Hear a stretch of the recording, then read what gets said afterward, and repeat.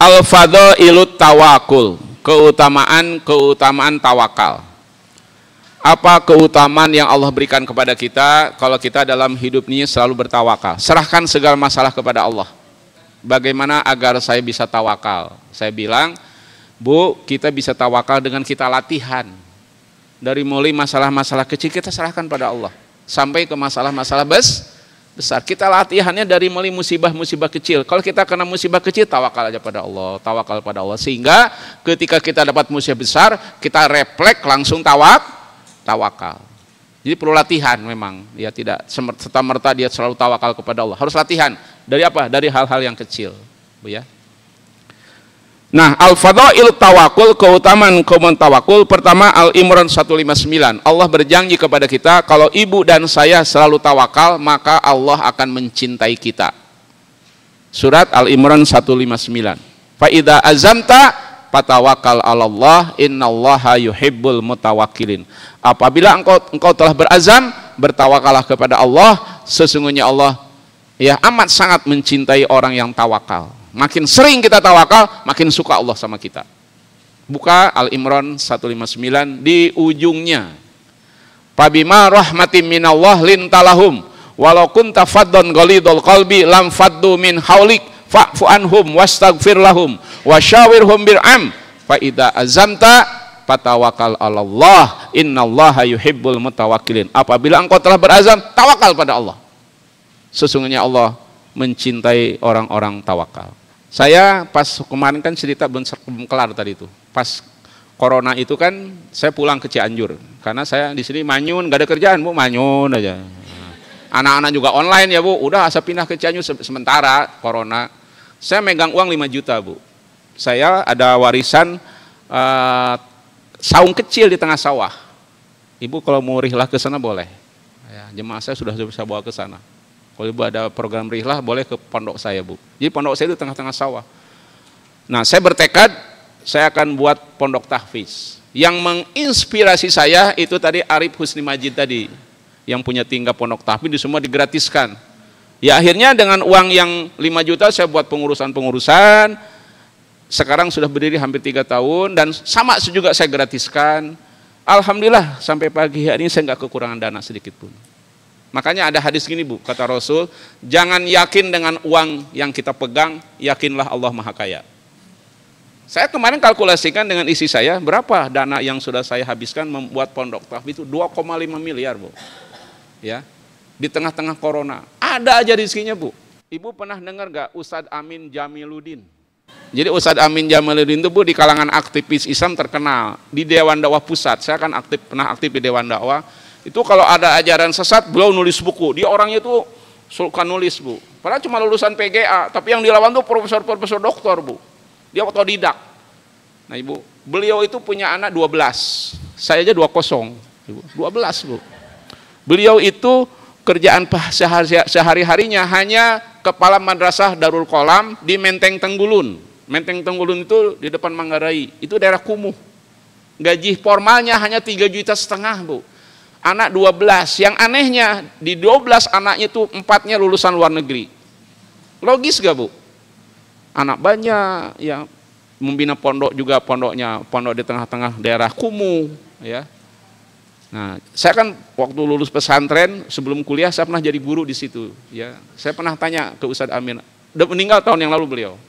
Saya tanya, Ustadz, kok Ustadz alhamdulillah rezeki lancar, anak banyak. Ya saya bilang, Nus, saya tawakal aja pada Allah. Nah, saya ingat kata-kata beliau itu. Maka pas saya menikah, saya ikut program KB semua. Ya, anak 10. Itu almarhum bilang ke saya, yakinlah Allah Maha Kaya. Ya, rezeki itu yang jamin Allah. Kita ini hanya menjemput rezeki. Coba Ibu buka surat 17:31 deh. Ini yang disampaikan beliau ke saya, almarhum itu, Ustadz Amin Jamiluddin.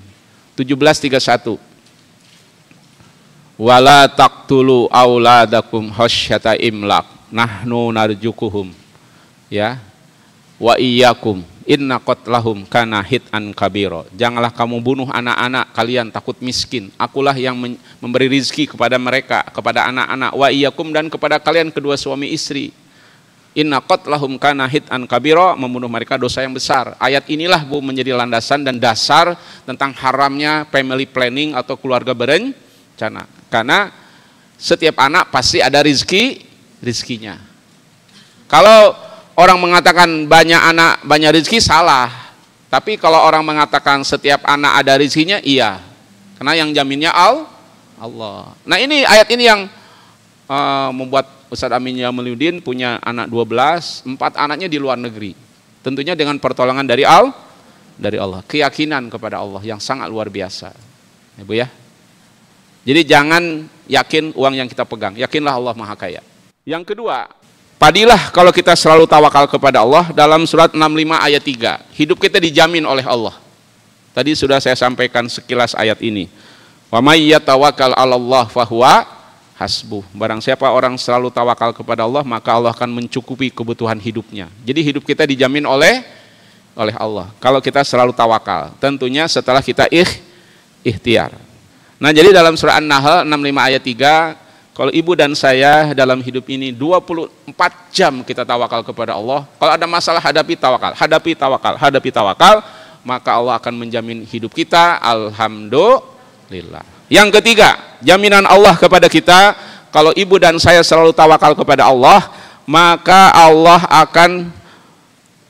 akan membuat setan takut kepada kita, Bu. Ya, setan tidak bisa memberikan mara bahaya kepada kita.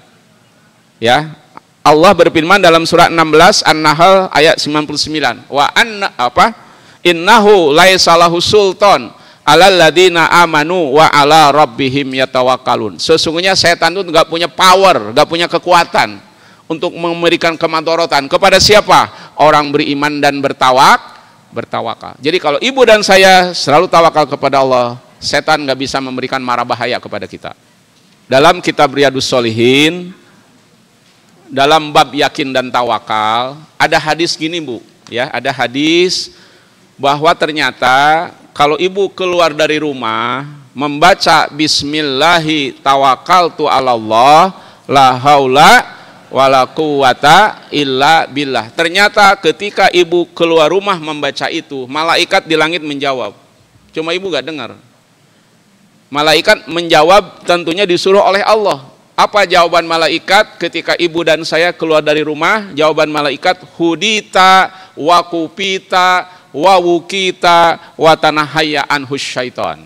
Kata malaikat ketika ibu keluar rumah membaca itu, hudita, aku telah memberikan petunjuk kepada engkau. Wa kupita, aku telah menjaga engkau. Wa wukita, aku telah menjamin keselamatan engkau. Wa tanahaya anhus syaitan, dan aku akan menghindarkan engkau dari mara bahaya dari setan. Makanya jangan lupa, dan kita sudah dari kecil, Bu ya, refleks ya, pas keluar rumah membaca bismillahit tawakkaltu 'alallah la haula wala quwata illa billah. Jadi ternyata malaikat menjawab, dan malaikat menjawab karena disuruh oleh Allah. Yang kedua, Bu, kalau ibu keluar dari rumah, ya, ibu bawa motor apa nyetir mobil, ibu jangan lupa banyak istighfar. Jadi ketika kita nyetir mobil, saya kan sering ke Cianjur ya, Bu, ngurus pesantren. Saya kadang bawa keluarga. Ya, saya sebelum nyetir itu, kalau saya sebelum nyetir mobil itu ada 2 saya anjurkan, 3. Sebelum saya berangkat itu, pertama bismillahirrahmanirrahim, kedua naik kendaraan, ketiga istighfar. Kenapa saya suka menganjurkan istighfar? Karena ada jaminan Allah kalau kita ketika membawa kendaraan banyak istighfar, Allah akan menghindarkan kita dari musibah. Surat 833, coba buka. Ya, surat 833. Ada jaminan Allah kalau kita lagi bawa kendaraan banyak beristighfar, di samping membaca bismillahirrahmanirrahim, maka Allah akan menghindarkan kita dari musibah.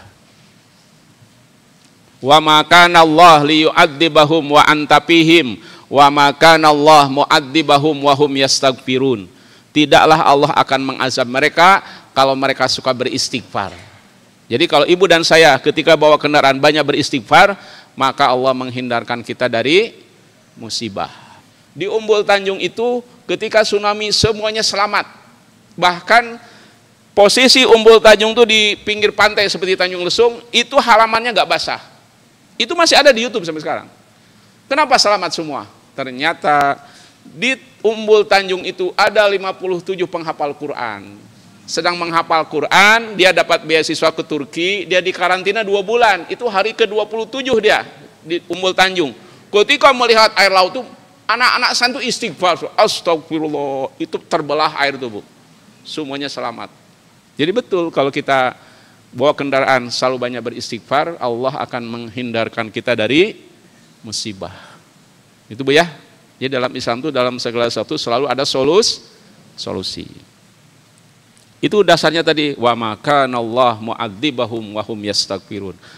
Yang anehnya orang Indonesia kalau ada musibah tuh adan ya Bu, pada adan. Enggak ada sunahnya tuh Bu. Ya. Betul Bu, orang kita kan kalau ada banjir, adan, enggak ada. Itu yang disunahkan itu istighfar, banyak istighfar supaya Allah menghindarkan dari musibah.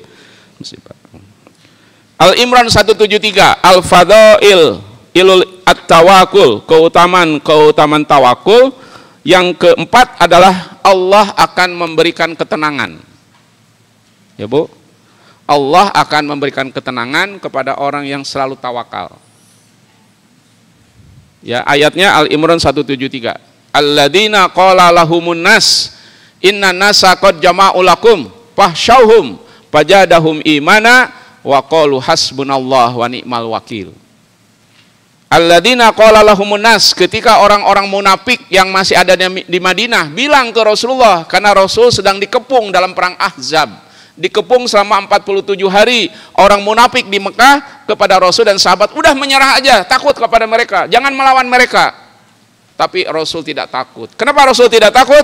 Wa qalu hasbunallah wa ni'mal wakil. Rasul dan sahabat ketika dikepung seperti saudara kita di Gaza sekarang ini, dikepung 47 hari oleh koalisi pasukan, koalisi antara Yahudi dan orang-orang Quraisy yang akan menghancurkan Madinah. Orang-orang munafik bilang, "Fahsyauhum," takut kepada mereka, nyerah saja, kita gak punya kekuatan. Fajadahum imana, justru menambah mereka keimanan. Wa qalu hasbunallah wa ni'mal wakil. Jadi dengan kita selalu tawakal kepada Allah, Allah akan memberikan kita ketenangan ketika kita menghadapi masalah. Secara psikologis, kalau ibu tenang menghadapi masalah, 50% masalah ibu telah selesai. Jadi kalau ibu dan saya optimis menghadapi masalah, insya Allah saya bisa menghadapi masalah itu. La yukallifullahu nafsan illa wus'aha. Itu 50% masalah kita selesai. Makanya Rasulullah, sesulit apapun masalah yang beliau hadapi, tawakal kepada Allah. Di antaranya di surat Al-Imran 173. Akhirnya datanglah pertolongan dari Allah, ada angin ribut, sehingga pasukan Yahudi dan pasukan Quraisy hancur tenda-tendanya. Logistiknya hancur. Akhirnya menanglah Rasul dalam perang Ahzab.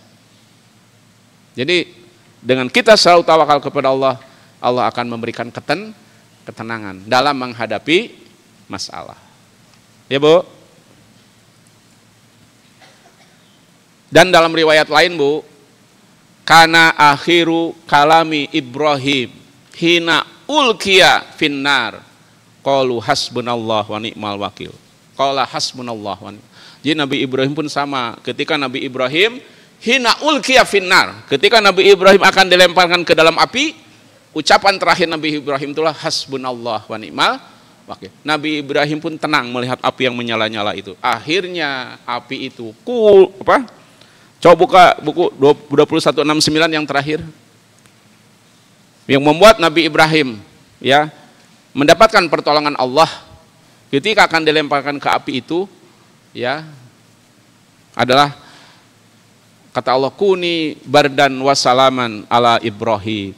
Jadilah api itu dingin dan tidak membahayakan Nabi Ibrahim. Kenapa? Karena dalam hadis diterangkan Nabi Ibrahim ucapan terakhirnya ketika dilemparkan ke dalam api itu mengucapkan hasbunallah wa ni'mal wakil. Maknanya apa Bu? Maknanya kalau ibu dan saya selalu tawakal kepada Allah, akan turunlah dari Allah yang namanya nasrullah, pertolongan dari Allah. Api yang hakikatnya akan membakar manusia, dengan pertolongan dari Allah tidak bisa membakar Nabi Ibrahim. Ya naru kuni bardan wasalaman ala Ibrahim. Wahai api, hendaklah engkau dingin dan menyelamatkan Nabi Ibrahim. Itu kalimat terakhirnya hasbunallah wa ni'mal. Jadi kalau ibu dan saya selalu mengucapkan itu ketika kita dapat ujian, penderitaan, kesulitan, maka akan turun namanya nasrullah, pertolongan dari Allah.